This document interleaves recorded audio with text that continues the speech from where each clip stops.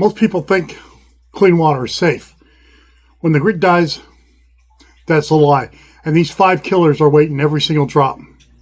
Here's what you can do to spot them and survive. 5 diseases are waiting in every drop when the grid dies, and 3 of them will kill you in 24 hours. I'm a former 160th Special Operations Flight Medic, paratrooper, turned family nurse practitioner, Suburban prepper. Here's how to spot the killers and stop them with stuff from your own kitchen cabinet. Section 1, cholera. Problem, Vibrio cholera sails into water laced with human crud. Swallow a few drops, and 6 hours later, your gut pumps out a liter an hour of profuse, watery diarrhea, described as rice water. On examination, you'll see sunken eyes, a dry mouth, and skin that tense up when you pinch it, a sign of extreme fluid loss. The pulse will be rapid and weak.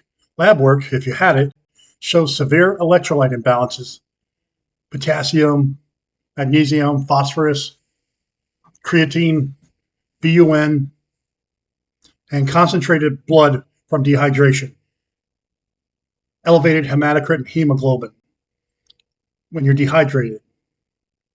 Conventional treatment.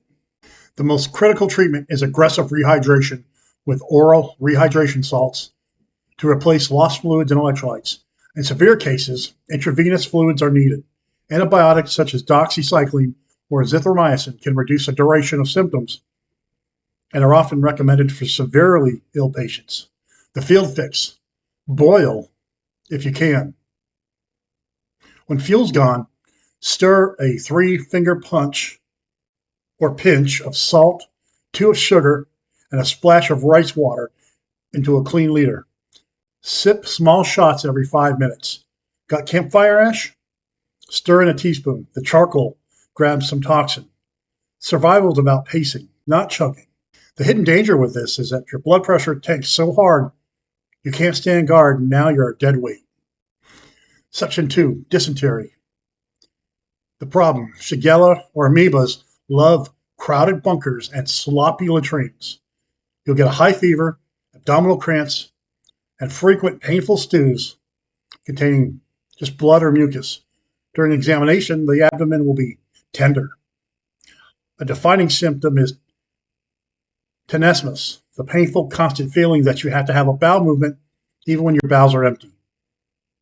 Lab tests on a stool sample would reveal red and white blood cells. A culture would definitely identify the specific bacterium.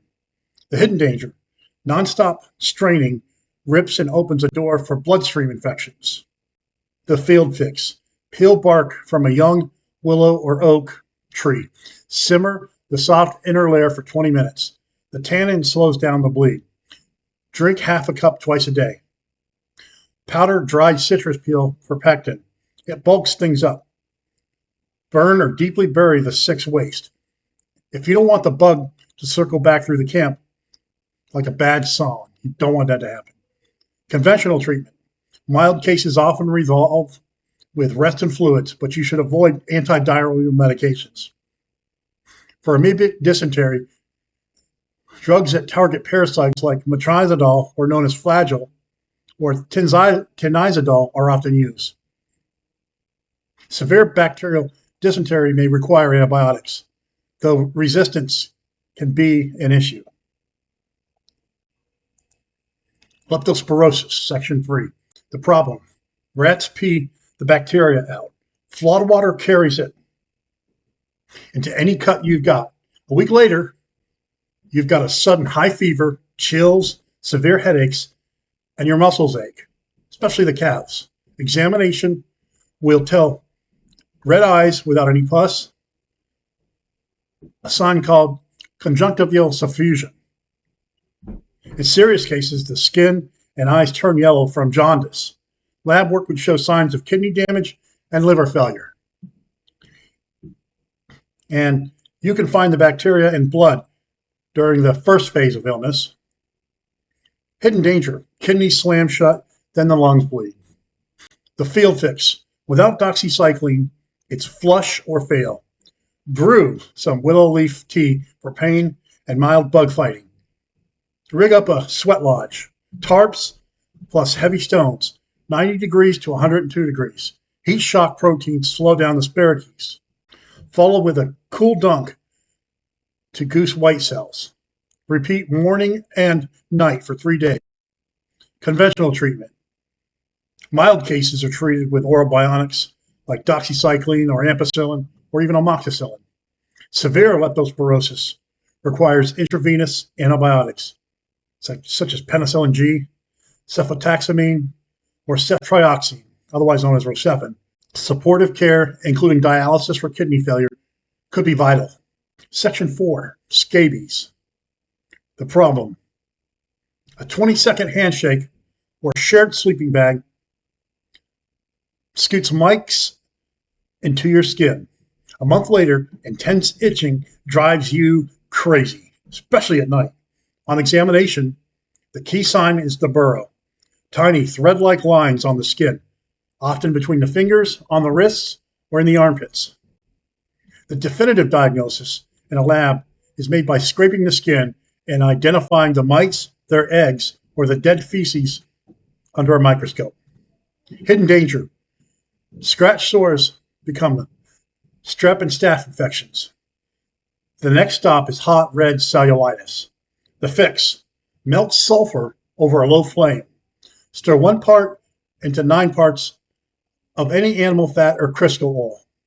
Slather head to toe 3 nights straight. Then scrub off with hot soapy water. Quarantine clothes and a black bag with on a hot roof for 5 days. It'll cook up the mites. Mark bedding with paracord so no one else rolls up in it. You want to break the chain or they boomerang right back. The conventional treatment, it requires prescription scabicides.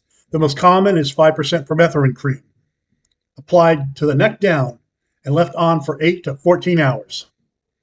Oral ivermectin is also an effective option, especially for widespread outbreaks or crusted scabies. All household members or mutual assistant group members and close contacts should be treated simultaneously. Section 5, Schistosomiasis. The problem. Tiny flukes shoot out of freshwater snails and drill through your skin in seconds. Weeks later, an acute infection called Katayama fever can cause cough, muscle aches, and a rash. Examination might reveal an enlarged liver and spleen. Lab work would show a high count of white blood cells called eosinophils, and a microscopic examination of the stool or urine would reveal parasitic eggs. The hidden danger. Chronic fatigue starves a retreat group of manpower. The field fix? No Prasquintal, prevent. Filter water through a t-shirt, then add 20 drops of bleach, household bleach per liter, then wait 30 minutes. Do you have to cross suspected water? Then you want to grease your ankles up with petroleum jelly. The flukes can't wiggle through that. Are you already infected? Then boil a daily quart of water with pumpkin seeds and green walnut hulls. Sucurpitan stunts egg laying. Drink for 6 weeks. It won't nuke the nerves. It won't nuke the worms like pharma, but spares your liver enough damage to keep you useful. Conventional treatment. The drug of choice for all species of Schistosomiasis is Prasquintal. It's most effective against the adult worm, so treatment should be timed for at least 6 to 8 weeks after the long possible exposure to contaminated water. For severe cases, corticosteroids may be used alongside Prasquintal to help prevent inflammation caused by the dying worms. Like intelligence that you can use? Watch my most watched video, 5 IFAK mistakes that could kill you. In my video, I break down the 5 most common combat medic errors that could cost lives. From treating your IFAK like a junk drawer to using some cheap gear. I'm sharing battlefield-tested survival skills that separate tactical medical preparedness from dangerous misconceptions. 5 IFAK mistakes that could kill. Conclusion. Hygiene is your primary weapon when the lights die. Burn or bury waste. Isolate the sick and break skin-to-skin contact the minute mites show up. Salt, sugar, bleach, sulfur, and a tub of petroleum jelly just costs pocket change right now. Post-collapse, they'll trade like silver and gold. Cholera and dysentery kill in hours. Leptospirosis kills in days. Scabies and Schistosomiasis bleed you out slowly. But any of them can finish your group out in a blink. Learn the signs, learn the symptoms. Stash the low-tech gear and teach your people. When medics aren't coming, the family that keeps their guts, kidneys, and skin intact are the families that write the next chapter. This is survival. This is resilience. This is Suburban Prepper.